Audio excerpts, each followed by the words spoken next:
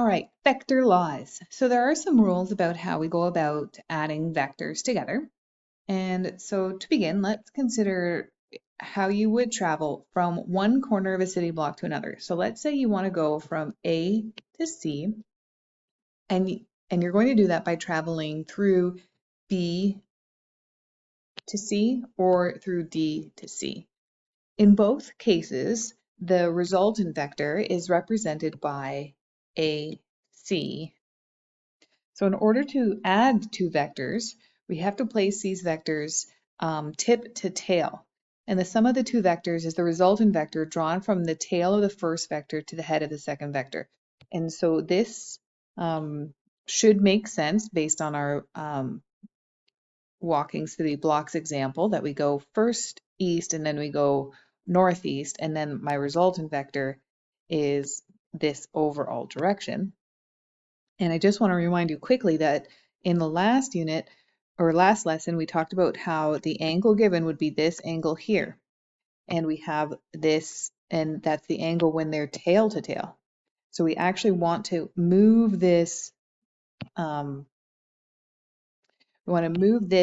vector over here so that it is tip to tail. And this is how we end up with the parallelogram shape.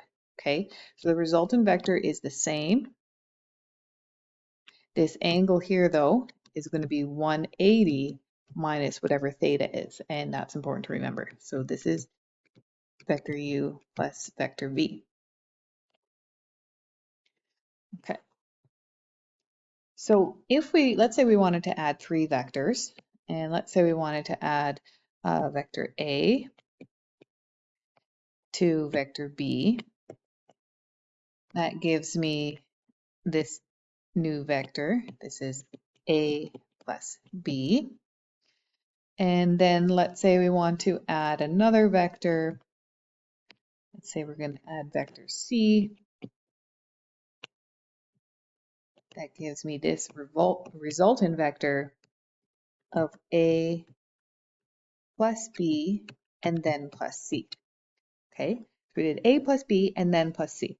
Well, let's suppose we want to do it in a different order. So first, here's vector B. And so you can see it's the exact same vector over here. So I'm going to take B, and then I'm going to take C next. So see how it's the same as what C is. So I'm going to get a resultant vector of B plus C. And to that, I'm going to add A, which is the exact same as A was over there. And then you should be able to see that this resultant vector right here is exactly the same as this resultant vector over here. And that's important because that means that it doesn't matter which order you add vectors in, and vectors satisfy this associative law of addition. So you can do A plus B and then C, add C, or you can do B plus C and then add A. Okay, so the brackets aren't actually really needed in this situation. Okay, let's take a look at an example. Okay, we have want to find the magnitude and the direction of the following some vectors. Vector A is 7 and vector B is 10. The angle between them is 55.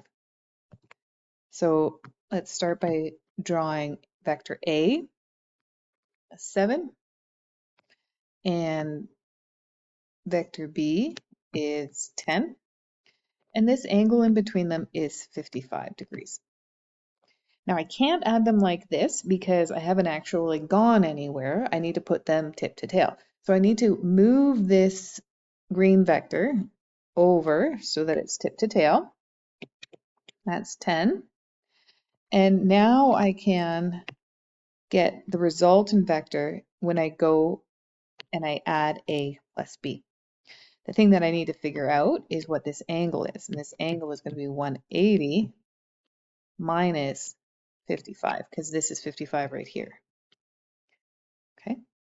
Formula I'm going to use is just my cosine law formula. So vector A plus vector B, the magnitude of this, squared is equal to 7 squared plus 10 squared minus 2 times 7 times 10 times cos of 180 minus 55. Throw that in my calculator. And the magnitude of this vector is 15.1. So that's the magnitude.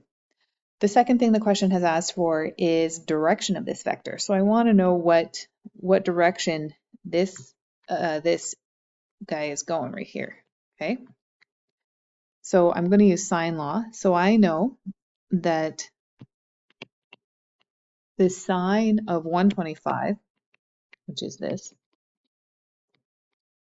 over the answer that I just found, those two are in a relationship there, is equal to the sine of the angle that I'm interested in over 10.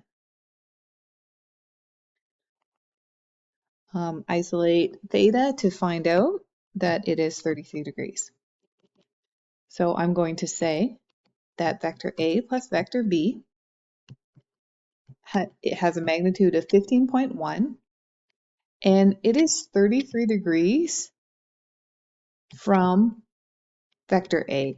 Okay, so I haven't measured it from vector B, I've measured it from vector A, so it's important that I state where I've measured it from. Okay, let's say we need to subtract two vectors. So we still want to think about this as adding, because that's our strategy. So what we're going to do is we're going to add the negative of that value. Okay, so if we wanted to do vector A minus vector B, we're going to do vector A plus negative vector B. Now let's look at an example here. So in this case, I've got vector A, and I'm going to add to it vector B. They're tip to tail. That gives me my nice resultant vector of A plus B. Let's say though I want to do vector A minus vector B.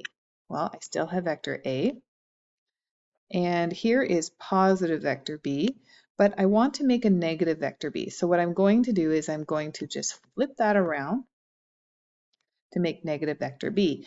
And because this is a net zero vector, now I can just add them, and there is my vector A minus vector B.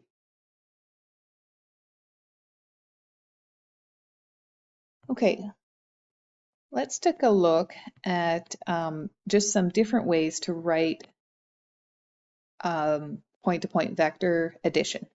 So let's say I wanted to add vector AB to BC. Well, that's actually just vector AC.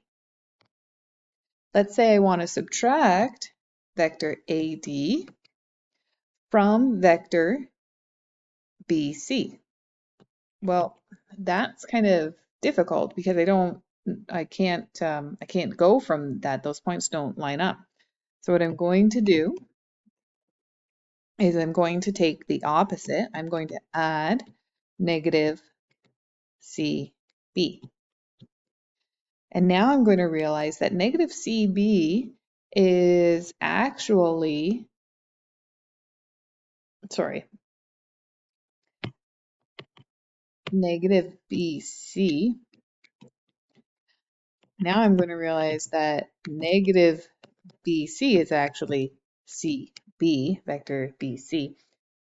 So I'm going down this way and then I'm going back up that way. And so my resultant is just going to be 0 because CB and AB are opposite to each other. Okay, one more. Let's say I want to add AC, so this guy, and CD. Well, that is actually just this vector, AD.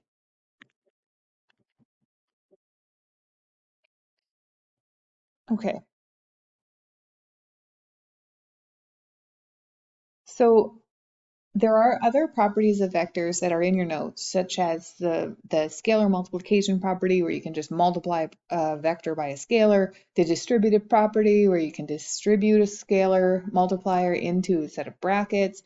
You can also then factor that back out.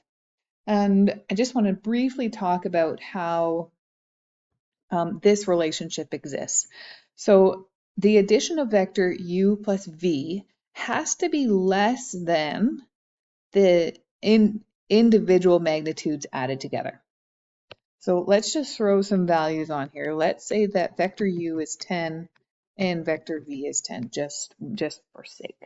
Okay, so the maximum outcome is going to be when the angle between them is 180 degrees. Okay, when these two vectors are lined up tip to tail and the angle between them is 180 degrees. Okay, if I put that into my cosine formula, I'm going to have 180 minus 180 times 10 times 10 times 2.